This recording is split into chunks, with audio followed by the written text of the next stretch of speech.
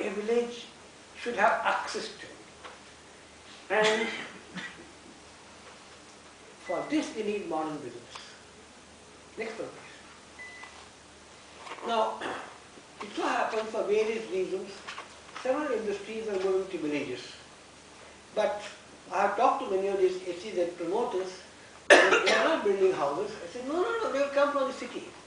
That's not the idea. The idea is that you live in the village. If you are having a business in the village, people should live in the village. And if they want to, they may commute to the city, but they must live in the village. So, what we are suggesting is this, that, you get somebody who accepts this 80-20 rule.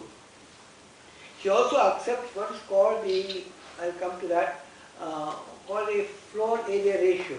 In the 1970s, the floor area ratio in Delhi was 0.55. Now, you have 8 flats where there was only one building, one bungalow before. Let me say now you are having 8 times more, maybe even 10 times more.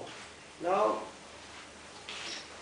you get this kind of realtor to build a house and put 20% of the place for the bottom half of the population. And you get the richer half to pay for the other 20% of the land that the poor people need. So that the poor person has to pay only for the bricks and mortar for the house and not for the entire cost, which he cannot afford. You know, there are places in Delhi which cost more than 100,000 rupees a square yard. You got this much space is 100,000 rupees. Now, I think that's a bit too much. So this is what we want to do. And the rich person pays it not to the realtor, pays it to charity so that he gets a relief, income tax relief. Now, this is the proposed plan. Next one, please. Now we come to the NGOs, because now people are going to shift to rural areas, and I think you are the person who can do it. Can you build a high quality school? Can you build high quality healthcare? Can you install, manage such institutions? Can you take the lead in getting the realtors to agree to the 80-20 rule? Now, these are the things that I believe that you can do. Next one, please. Now, I would suggest the state should introduce 2 rules. One is the floor area ratio should be kept at 0.5. You don't have it in Gurgaon, you don't have it in Delhi, you don't have it in Bombay, Bangalore, nowhere will have this rule. I think we should go back to this. Because I'm talking of 1970, when Delhi had a population of about, I don't know, 2 million or 3 million, I don't know what it was.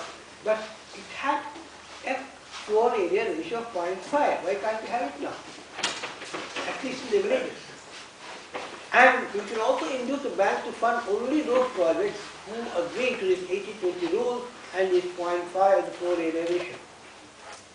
And then the NGOs can come, they will educate the villagers, get them to lease land. You know, the farmer has got 3 kinds of assets.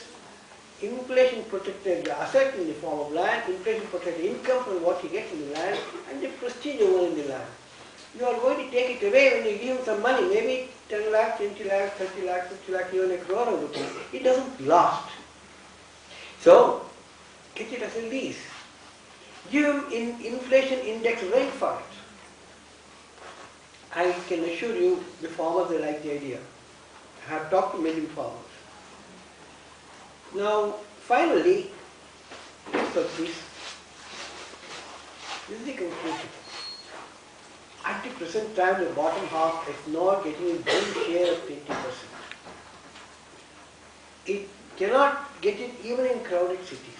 It is a fact. Now we not in new development, and that has to come only in rural areas. Cities can give jobs. If you are in a city, large city like Delhi, if you are prepared to do any kind of work, you can get a job within a few days. In a village, whatever you do, you cannot get a job. It's very difficult to get a job there. But the village can produce land even for the poor. The city cannot produce land even for the middle class. I cannot afford. I happened to buy a flat 15 years ago. I can't buy a flat in Delhi now. I don't have that kind of income. And I am perhaps in the top 1% or 2% of the population. So I would suggest, can NGOs do something about it? Think big, not small.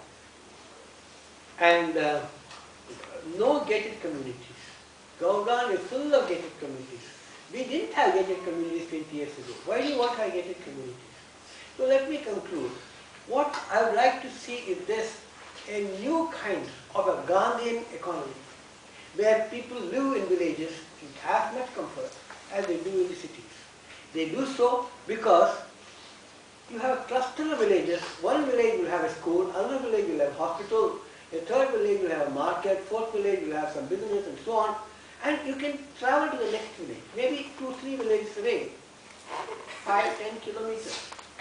Much easier to do so in the rural area than it is in cities like Mumbai or even Delhi and so on. This is my dream, and I hope someday it will come true. Thank you very much.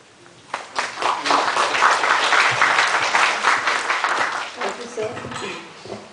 Now, moving from the theory, let's hear from Swamiji what is the innovative approach that he's taking in the Shantigiri Ashram.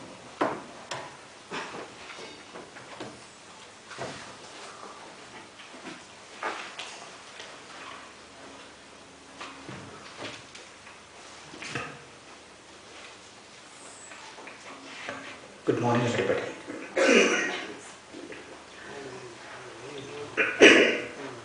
Let me introduce myself first of all.